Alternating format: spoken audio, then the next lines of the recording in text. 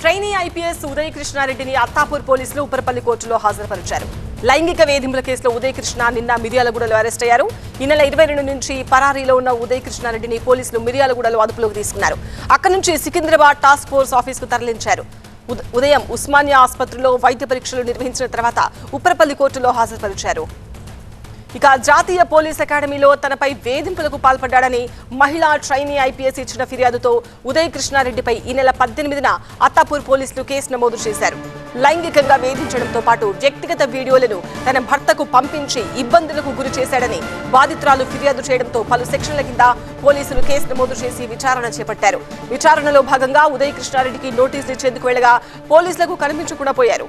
Cell phone కూడా switch off కావడంతో 4 ప్రత్యేక బృందాలతో గాలించారు. ఈ క్రమంలోనే ఉదయ్ కృష్ణారెడ్డిని మిర్యాలగూడలో అదుపులోకి తీసుకున్నారు.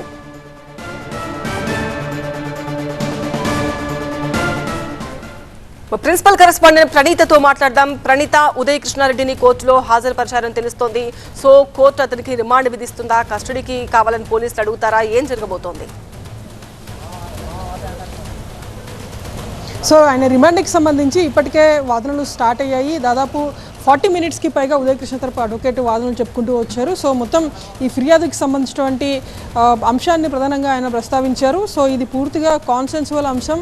సో కాన్సెన్సువల్గా ఉన్నప్పుడు కొన్ని తీర్పులను సుప్రీంకోర్టు ఇటీవల కాలంలో ఇచ్చింది. సో వాటిని పరిగణలోకి తీసుకొని ఇప్పుడు ఉదయ్ కృష్ణకి రిమాండ్ రిజెక్ట్ చేయాలంటూ కూడా ఆయన కోరారు. అండ్ ఉదయ్ కృష్ణారెడ్డికి సంబంధించి ఇప్పటికే పోలీసుల విచారణకి ఉదయ్ కృష్ణారెడ్డి సహకరిస్తున్నాడు. అవసరమైతే ప్రతిరోజు కూడా అతడు పోలీసుల ఎదుట విచారణకి అటెండ్ అవుతాడు. సో ఇప్పుడు ఉదయ్ కృష్ణారెడ్డికి సంబంధించినటువంటి సెల్ ఫోన్తో పాటు ఏదైతే ఎవిడెన్స్ ఉందో అదంతా కూడా ఇప్పటికే పోలీసులు సీజ్ చేశారు. ఉదయ్ కృష్ణారెడ్డిని ఇంకా ప్రత్యేకించి విచారించాల్సింది కూడా ఏమీ లేదు. కాబట్టి ఉదయ్ కృష్ణారెడ్డి బయట ఉన్నా సరే లోపల జైల్లో ఉన్నా ఒకటే అనేటువంటి భావనతో చెప్తూ తన వాదన వినిపిస్తూ ఉదయ్ కృష్ణారెడ్డి రిమాండ్ని రిజెక్ట్ చేయాలంటూ కూడా ఆయన కోరారు. అండ్ సేమ్ టైం ఇన్సిడెంట్ జరిగిందంటా కూడా నేషనల్ పోలీస్ అకాడమీలో కావటం. సో అక్కడ ప్రతిదీ కూడా ప్రతి ఎవిడెన్స్ కూడా స్టోర్ చేయబడి ఉంటుంది. కాబట్టి సాక్షులను తారుమారు చేసేటువంటి అవకాశం ఎక్కడా కూడా ఉండదు. వీడియో ఎవిడెన్స్ ట్యాంపరింగ్ ఎక్కడ కూడా ఉండదు. కాబట్టి ఆయనకి రిమాండ్ రిజెక్ట్ చేయాలంటూ కూడా ఆయన తరపు అడ్వకేట్ వాదించారు. సో ఈ కేసులో అక్కడ ఇన్సిడెంట్ జరిగింది ఎన్పీఏలో కాబట్టి అక్కడ సాక్షులందరూ కూడా ఐపీఎస్ ఆఫీసర్సే ఉంటారు.